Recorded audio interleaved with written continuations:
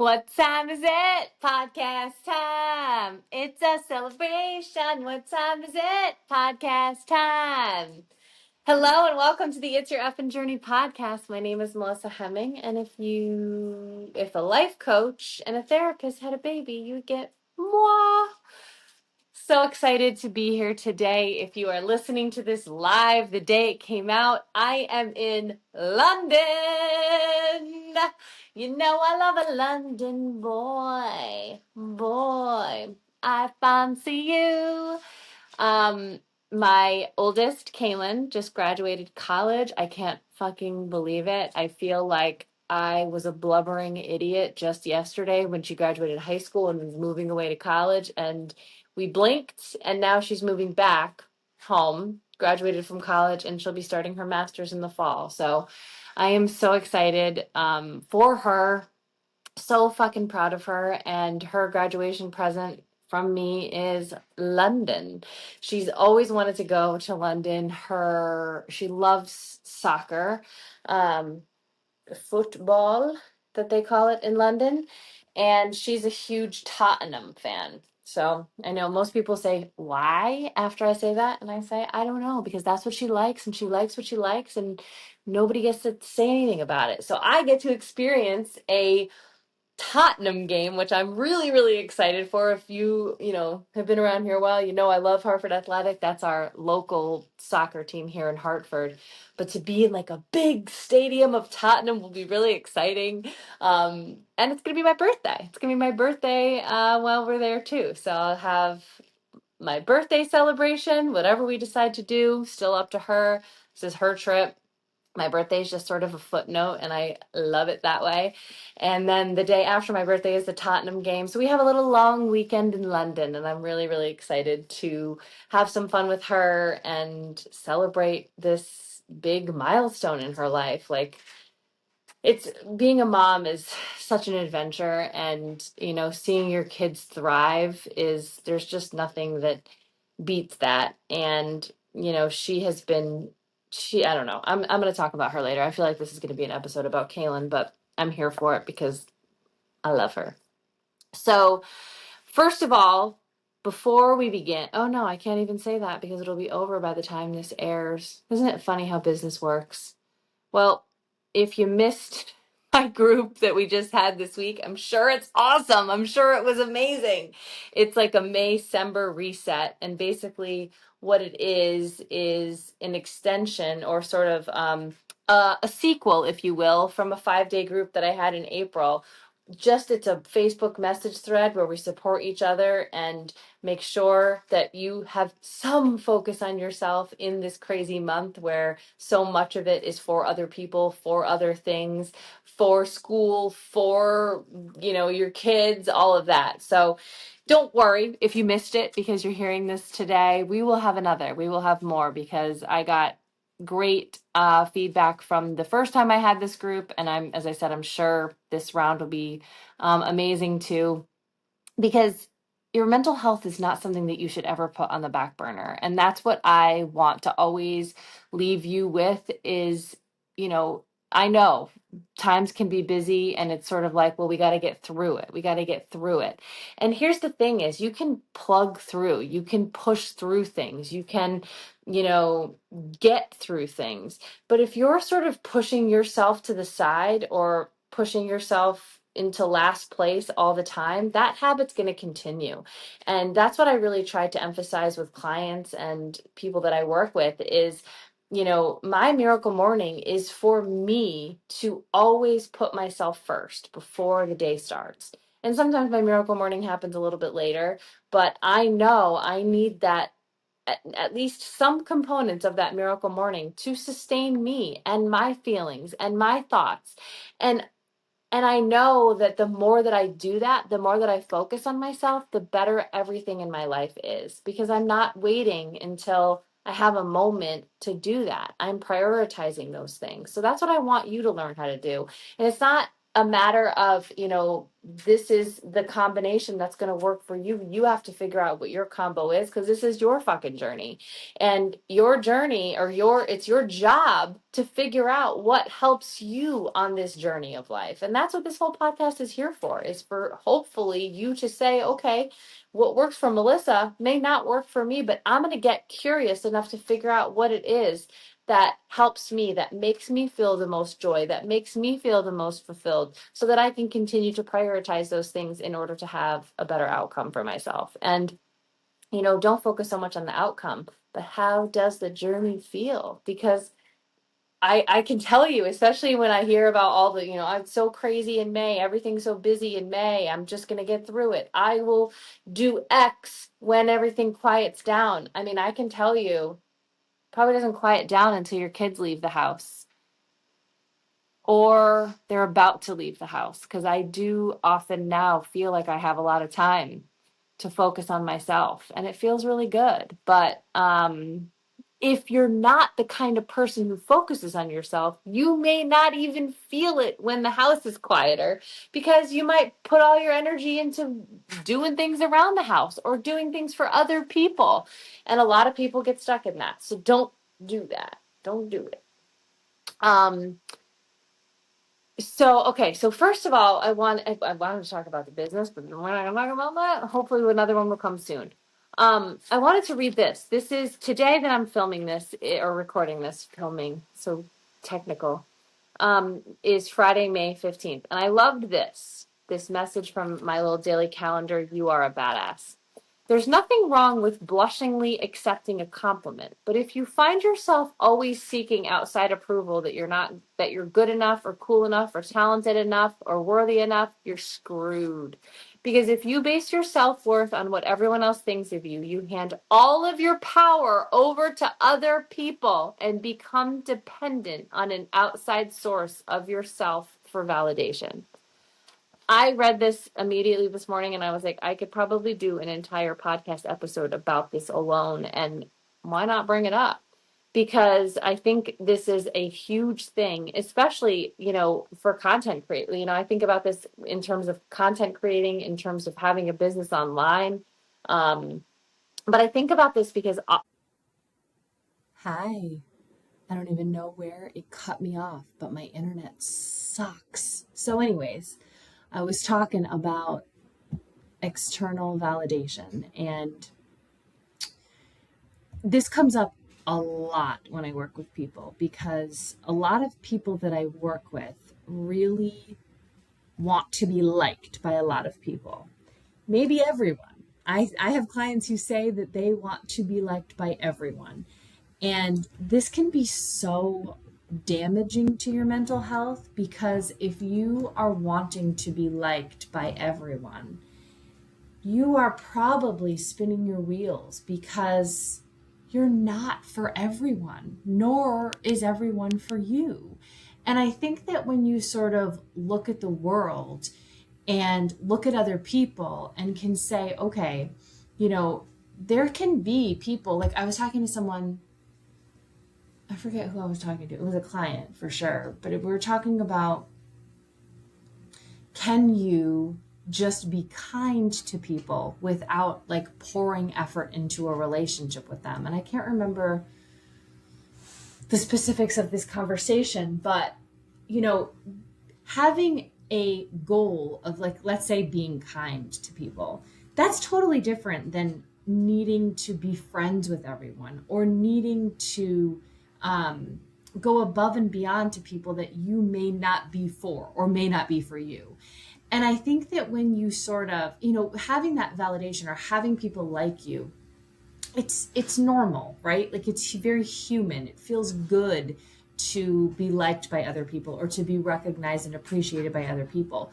But when you have your own self-worth based on other people, it doesn't create lasting confidence for yourself, because you are the one who should be adding to your own life and determining your own value, and not other people, right? Because when you think about how other people view you, that often gets confused with, being desired is being valued, or attention and connection, or chemistry with emotional safety, or being chosen with being worthy.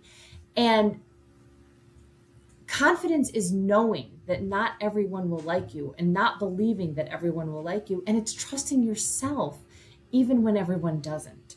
So it's sort of like, thinking about, like, I know I always use this example of, like, when I lay my head down on the pillow at night, only I can determine how I showed up that day.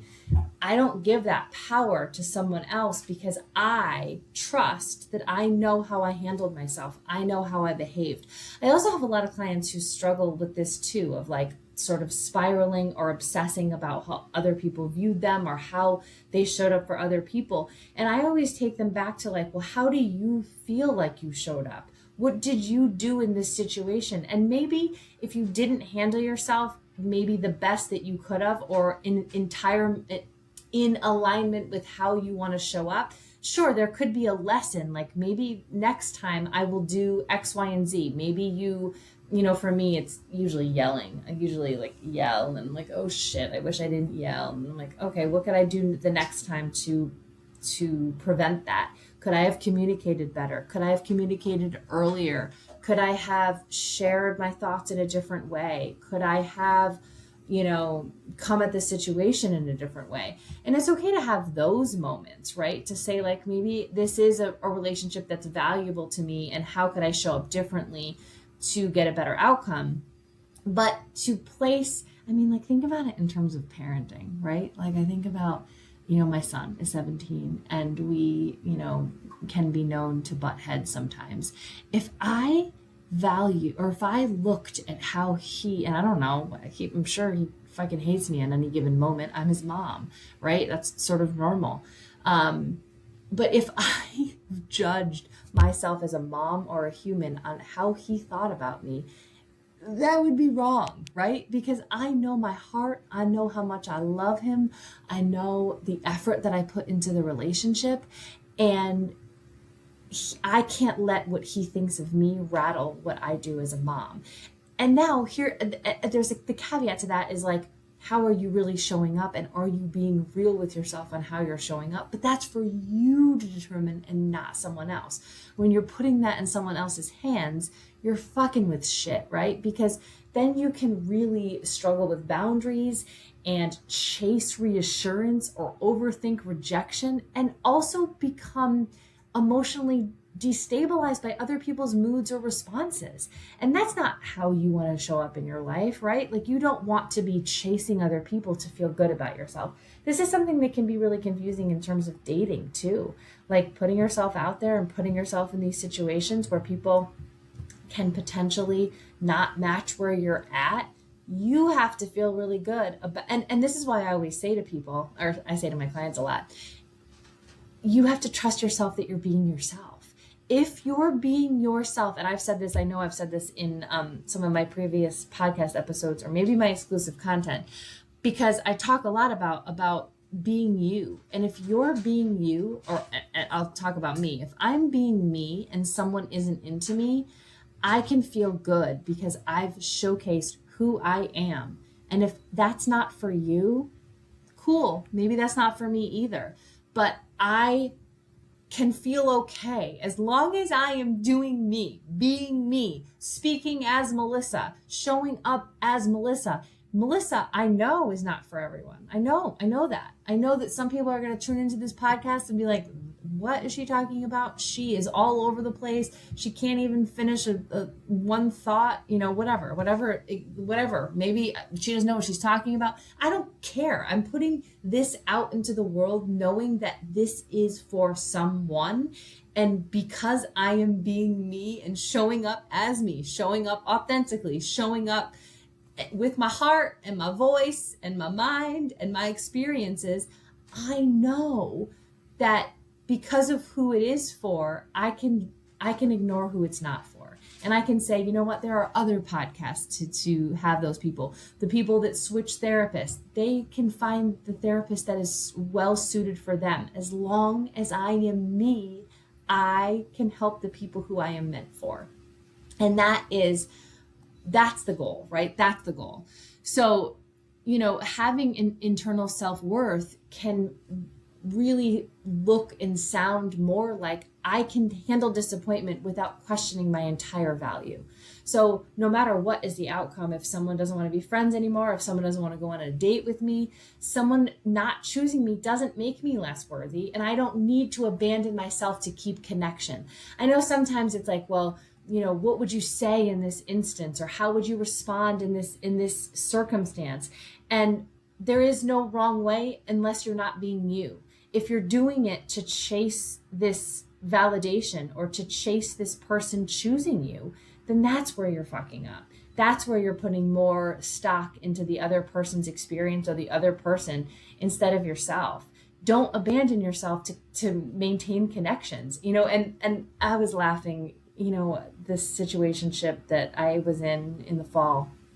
When I was at the Philly Broad Street run with my friends Donna and Rachel, we were sort of laughing about, I was laughing at myself. I often laugh at myself about this situation because I have no chill. And, when I sort of exited that situationship, or let's be real, when the situationship exited me, I was able to sort of say, okay, the more time that has been given to me since that ended, I can say, okay, what did I do right and what did I do wrong? And like it or not, I was 100% Melissa in this situation. And because I have no chill, and because I went from 0 to 100 with my feelings towards this person, I did act in ways that maybe I wouldn't recommend that people act in early dating. And maybe I would even not want to do even now if I should like someone in that regard, because of how hard and strong I came on. But then I also think about it and I'm like, okay, I know that I was like very extra and very like, okay, I like you. I don't want to see anyone else on my roster. I would like to see you at least twice a week. And, let's freaking go 0 to 100. Like, we are in this. I want to spend time with you and I like you, and let's do this. And I think about that and I'm like, okay, would I do that now? Would I recommend someone doing that to a situationship that you meet immediately? Not necessarily, but I also know, like, when I think about this little heart of mine, and I know how strong I love, I know how hard I love, I know that what I like to do and what makes me feel good is going for what I want. Am I really sad that I showed up in that way? Not really, because that's how I felt. I felt that passionately. I felt that intensely. I really wanted to be around this person. I really liked that version of me that was around this person. So, and I was me. That's me. Like, when I am in, I am in. And I don't know that I have a way to sort of tone that down. Obviously, it wasn't a sustainable connection, and it wasn't sustainable on his end. So I'm not sad about how I showed up, and I don't, as much as, my exclusive content people know, like, how fucking long I've struggled with this connection and sort of getting over this connection. But am I sad about that interaction? Not really, because I was 100% Melissa, who was feeling all those feelings in that period of time while I was exploring this connection. So it didn't end the way that I hoped, but I'm not really sad about how I showed up. And I don't know, as I said, I don't know that I could do better the next time, because I was me.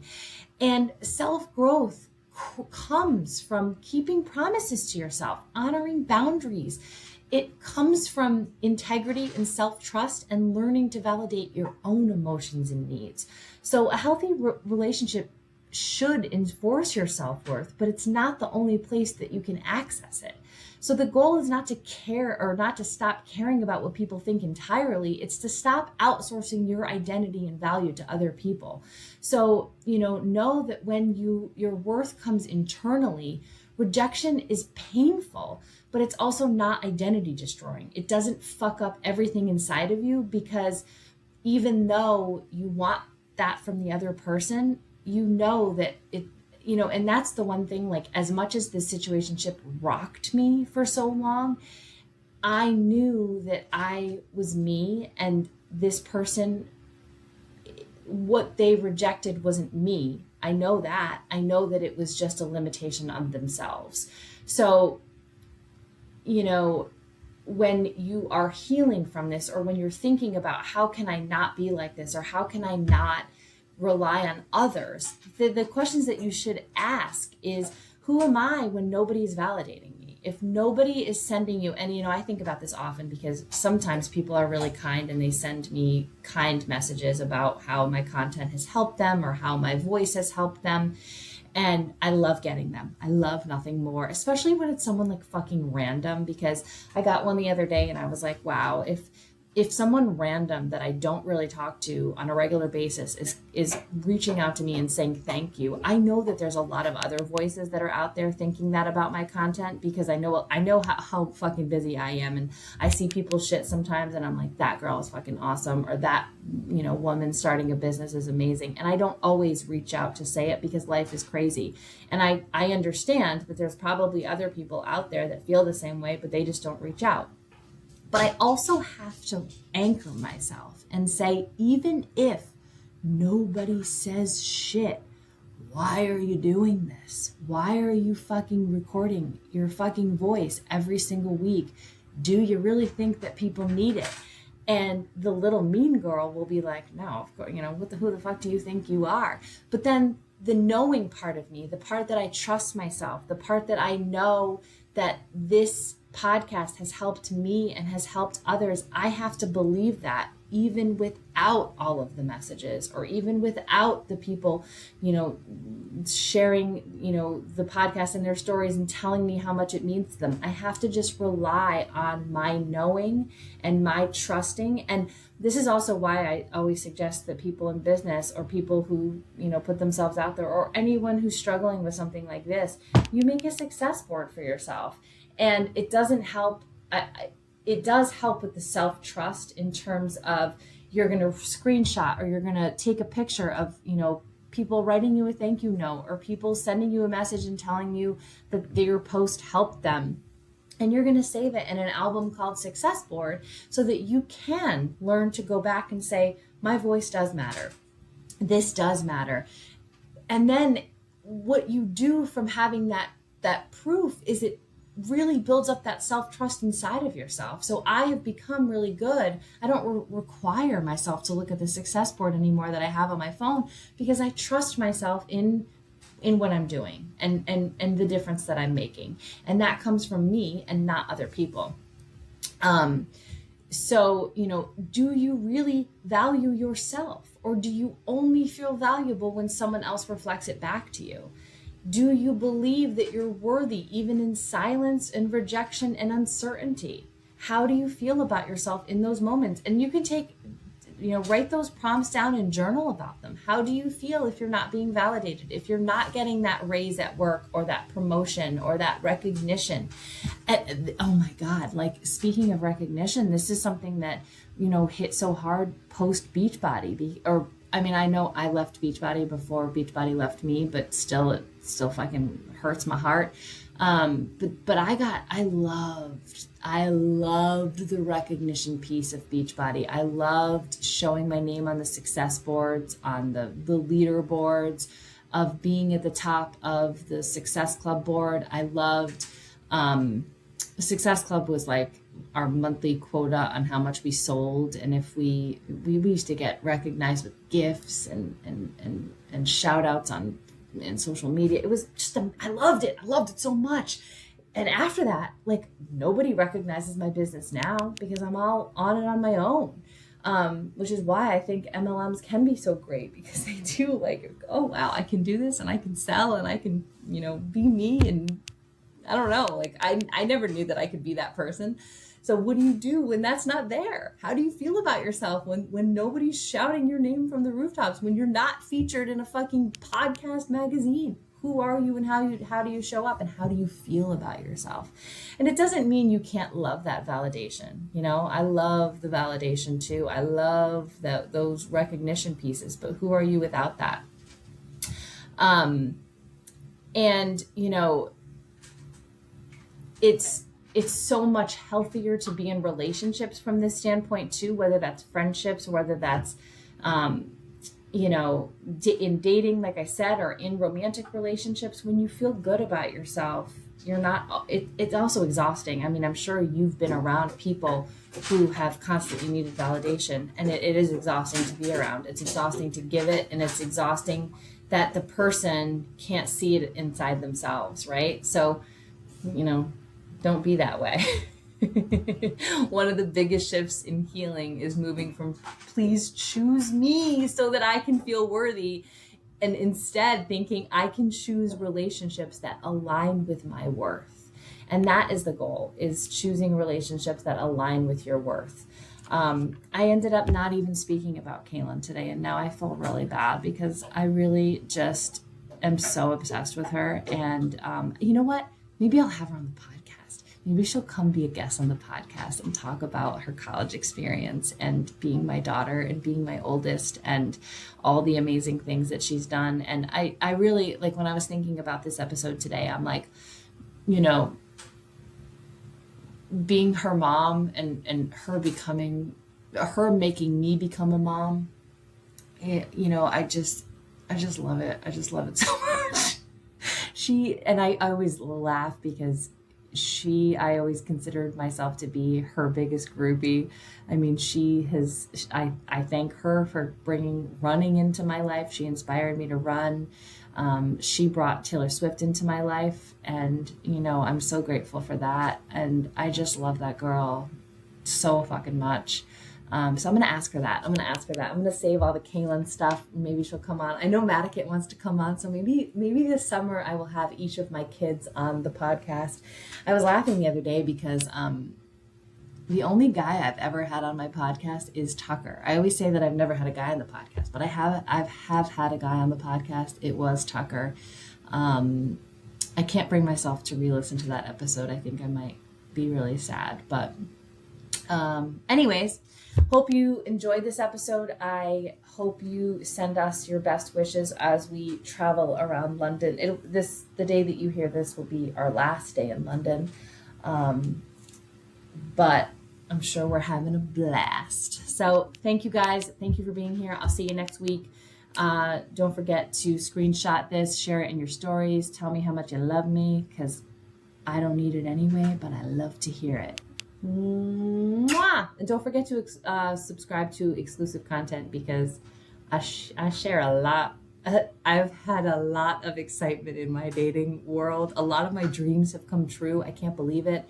We have to recognize when the goals that we've had have come true, and I'm dating a woman. So if you want to hear about it, get in my exclusive podcast content. It's $10 a month, and you get to support moi and hear all the dirt. So love you guys. Mwah.